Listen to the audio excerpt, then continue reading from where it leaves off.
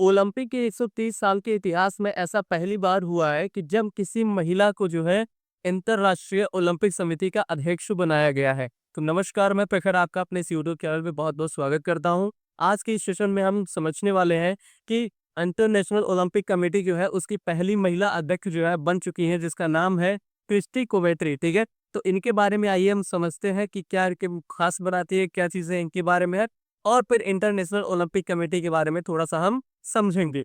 तो आइए अपना शीर्षक शुरू करते हैं और इसमें हम समझते हैं कि आईओसी अध्यक्ष के रूप में निर्वाचित होने वाली पहली महिला अफ्रीकी और महिला अध्यक्ष बन चुकी है। मतलब अब यहाँ पे ये अफ्रीकी और महिला लिखा हुआ है, मतलब पहली अफ्रीकन भी।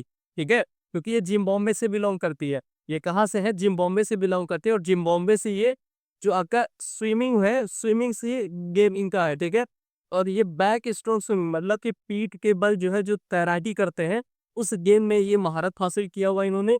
और फिर किसी कमेटी आईओसी की अध्यक्ष के रूप में निर्वाचित होने वाली पहली महिला और अफ्रीकी है। ठीक है, नाम क्या है? क्रिस्टी कोवेत्री है। ठीक है, आईओसी के नए अध्यक्ष का चुनाव 20 मार्च 2025 को ग्रीस के कोस्टा नवारिनो में हुआ था, और फिर 144 में आईओसी सत्र के दौरान हुआ, जिसमें जो है उन जितने भी सदस्य थे उनको मतदान करने का अधिकार था। और क्रिस्टी कोवेटी जो थी उनको 97 में से, ठीक है, टोटल 97 वोट से इनको 49 वोट मिले, जो कि बहुमत से अधिक था, और इसलिए इनको जो है अध्यक्ष के रूप में निर्वाचित किया गया। ठीक है, और इसके बाद हम समझते हैं इसमें इनके बारे में, इनकी जो प्रारंभिक जीवन के बारे में अगर समझे तो फिर इनका जन्म जो है 1983 में हुआ था, आप देख सकते हैं। ठीक है, और फिर डोमिनिकन कॉन्वेंट हाई स्कूल में इन्होंने जो इतनी स्कूलिंग कंप्लीट की, उसके बाद फिर अर्बन यूनिवर्सिटी यानी अमेरिका से इन्होंने ग्रेजुएशन किया, और फिर वहीं से जो है इन्होंने एडवांस जो है स्विमिंग की ट्रेनिंग लेना शुरू किया, और फिर कॉलेज के दौरान ही इन्होंने इंटरनेशनल स्विमिंग कंपटीशन में हिस्सा लेना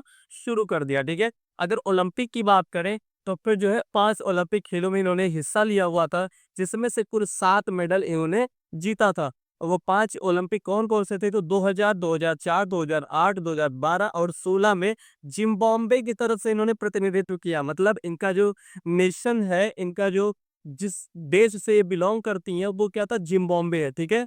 जिम्बाब्वे का प्रतिनिधित्व इन्होंने 5 ओलंपिक खेलों में किया, जिसमें से कुल 7 मेडल इन्होंने जीते थे, और उन 7 मेडल में भी 2 जो है गोल्ड मेडल था, 4 जो है सिल्वर था, और 1 ब्रॉन्ज मेडल यानी कांस्य पदक जीता इन्होंने। ठीक है, 2013 में इंटरनेशनल ओलंपिक कमेटी की ये सदस्य बनी, और 2018 में फिर जो है जिम्बाब्वे की sports art and recreation minister भी बनाई गई, और वर्तमान में ये जो जिम्बाब्वे की खेल मंत्री भी रह चुकी है। ठीक है, तो ये चीजें कुछ जानकारी थी किसी क्रिस्टी कोवेट्री के बारे में, और ये महज 41 वर्ष, ठीक है, 41 वर्ष की उम्र में सबसे युवा जो है अध्यक्ष बनने वाली ये हो गई है। ठीक है, मतलब सबसे युवा अध्यक्ष अगर आपसे पूछा जाए कि ओलंपिक कमेटी का सबसे युवा अध्यक्ष कौन है, तो अब वो क्रिस्टी कोवेट्री बन चुकी है, जो कि 41 वर्ष की है। ठीक है, तो ये चीजें भी आपके लिए इंपॉर्टेंट है। और इसके बाद थोड़ा सा हम जो है इंटरनेशनल ओमेटिक जो कमेटी है, ओलंपिक कमेटी, उसका जो कार्यकाल है उस चीज को हम समझते हैं। ठीक है, उसको हम समझते हैं उसमें क्या चीजें हैं। तो आप देखिए, ये थोड़ा सा लोडिंग ले रहा है। तो इंटरनेशनल ओलंपिक कमेटी का जो कार्यकाल होता है वो 8 वर्ष का होता है। ठीक है, और उसमें भी क्या होता है कि आप 4 वर्ष के लिए, मतलब एक बार और जो है आप चुनाव में पार्टिसिपेट कर सकते हैं। तो इस तरीके से जो आपकी क्रिस्टी कोवेट्री है, ये जो है 2033 तक अपना जो है कार्यभार संभालेंगी, क्योंकि अभी 2025 चल रहा है, और अभी जो 23 जून जो गया है, 23 जून को अंतर्राष्ट्रीय ओलंपिक दिवस मनाया जाता है, और उसी दिन जो आपके जो थॉमस बॉच हैं उन्होंने इस्तीफा दिया है, जो पहले इसके पहले जो है अध्यक्ष थे।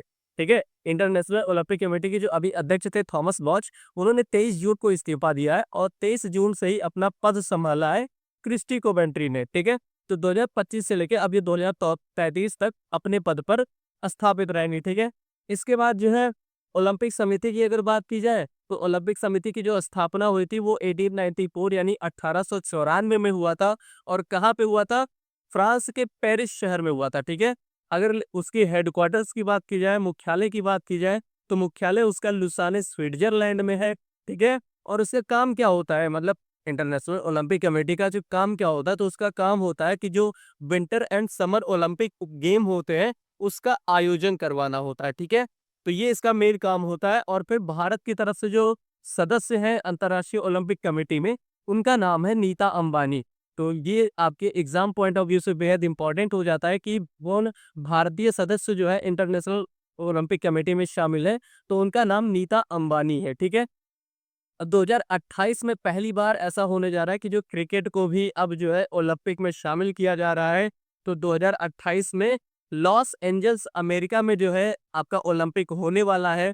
तो आई होप आपको इस सेशन में जितनी भी चीज़ें बताई गई वो क्लियर होंगी, समझ में आई होंगी और सेशन आपको अच्छा लगा होगा। अगर सेशन अच्छा लगा हो तो आप वीडियो को लाइक कर दीजिए, चैनल को सब्सक्राइब कर दीजिए और दोस्तों के साथ इसको शेयर कर दीजिए। और आपके लिए कमेंट बॉक्स में एक जो है क्वेश्चन है कि कमेंट बॉक्स में उसका आंसर करिएगा कि अभी जो 2024 में ओलंपिक गेम हुआ है, वो किन देश में आयोजित किया गया है? इसका आंसर आप लोग कमेंट बॉक्स में करिएगा।